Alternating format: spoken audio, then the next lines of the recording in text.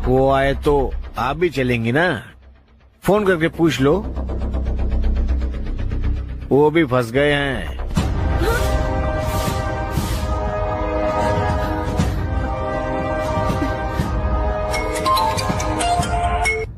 क्या हुआ Maggi? Boss, मुझे पुलिस ने पकड़ लिया है। व्हाट? तुम क्या कह रही हो? क्या वॉट करते रहते हो? मुझे पुलिस ने पकड़ लिया है। तुम्हें भी पुलिस पकड़ लेगी। क्या बोल रही हो?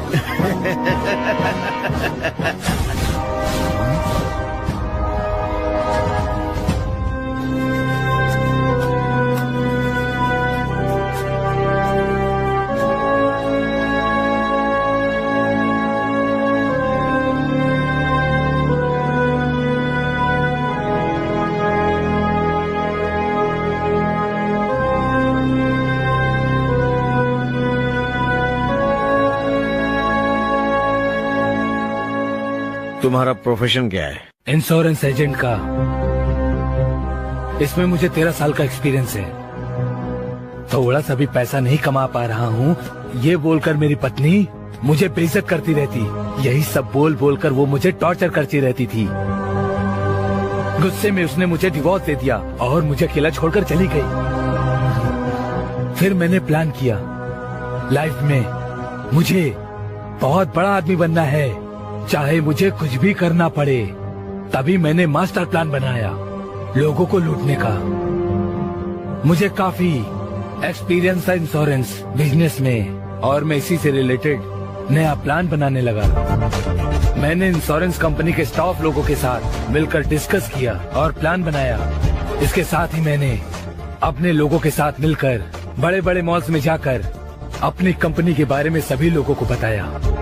पब्लिक का भरोसा जीता और उन्हें कन्विंस भी किया। मैंने उन्हें फ्री में कूपन भी दिया। यही मेरा आइडिया था पॉपुलर होने के लिए। लालच करने वाले बहुत से लोग मेरे पास इंश्योरेंस कराने के लिए आए। 6 महीने का प्रीमियम हमारी कंपनी खुद भरेगी। जब ये उन लोगों ने सुना तब उन लोगों ने मेरे पास इंश्योरेंस कराना चालू कर दिया। इसमें कोई प्रॉब्लम ना हो, इसीलिए ऐसी फैमिली चूज करते थे जिसकी फैमिली में ज्यादा मेंबर्स ना हो। और हम कैंडिडेट की फैमिली की डिटेल्स, आधार कार्ड, आईडी कार्ड्स और सिग्नेचर ये सब हम कलेक्ट करते थे। अगर नॉमिनी में उसकी वाइफ रही तो हम उसकी वाइफ की डिटेल्स निकालते थे और उस पर काम करना शुरू कर देते थे। उसकी जगह अपनी फ्रेंड मैगी की फोटो लगा देते थे और उसका कैंडिडेट हम मैगी को बना देते थे, जिससे प्रॉब्लम न क्रिएट हो। रूल्स के साथ कंपनी के रूल और रेगुलेशन के हिसाब से हम उस डॉक्यूमेंट्स को पूरी तरह से ओरिजिनल बनाकर सबमिट कर देते थे। और 6 महीने का प्रीमियम बहुत बड़ा अमाउंट होकर आता था। उस कैंडिडेट के अकाउंट से सारा पैसा अपने अकाउंट में ट्रांसफर कर लेता था और उसे पता भी नहीं चलता था। अगर उसे पता भी चल गया तो उस कैंडिडेट को एक्सीडेंट में मरवा दिया करते थे और उसकी डेड बॉडी की नॉमिनी हम बना देते थे मैगी को और उसकी पत्नी के रूप में हेल्प के लिए मेरी तरफ से भेज दिया करता था। डेथ संबंधित सारे वीडियोस, फोटोज सबको जमा करके मैगी उस डॉक्यूमेंट्स को खत्म कर देती थी। हेड ऑफिस के मेरे सारे फ्रेंड्स अच्छे से कोऑपरेट करते थे, अच्छे से। मैगी को एक पत्नी की तरह हम प्रमोट करते थे। पहले से नॉमिनी रही मैगी को सारे इंश्योरेंस के पैसे मिल जाते थे, फिर हम सब मिलकर उसे शेयर कर लेते थे। Very good. छोटी सी टीम, ज्यादा फायदा। बॉस, इतनी अच्छी तरह से प्लानिंग की थी, लेकिन हम लोग फंस कैसे गए? वो इंश्योरेंस ऑफिसर लक्ष्मीकांत और सर से मिलने के लिए आई। इसकी पत्नी को मारे थे ना, और तुम लोग वहाँ फंस गए। शिट, ऐसा क्या? लेकिन लक्ष्मीकांत को क्यों मारा था? उस आदमी ने एक बार मुझे और मैगी को रोड पे बात करते हुए देख लिया था। मेरी प्यारी, तुम्हारे पति के मरने से इंश्योरेंस का पैसा क्लेम करने आई तुम। विधवा पूर्णिमा बनके बहुत अच्छे से ड्रामा किया, ये मैं जानता हूँ। तुम्हारा प्लान क्या है अगर तुमने ओपनली कहा तो मैं सेटलमेंट अमाउंट को लेकर पास करवा दूंगा। तुम क्या चाहती हो? उसके ऐसा कहने पर मैंने उससे फोन पर बात की थी। पहले उसने मुझसे रिश्वत लेने की बात की, फिर वो मुकर गया, इसीलिए हमने उसका काम तमाम कर दिया। अभी तक कितने केस में इंश्योरेंस अमाउंट ले चुके हो? 6।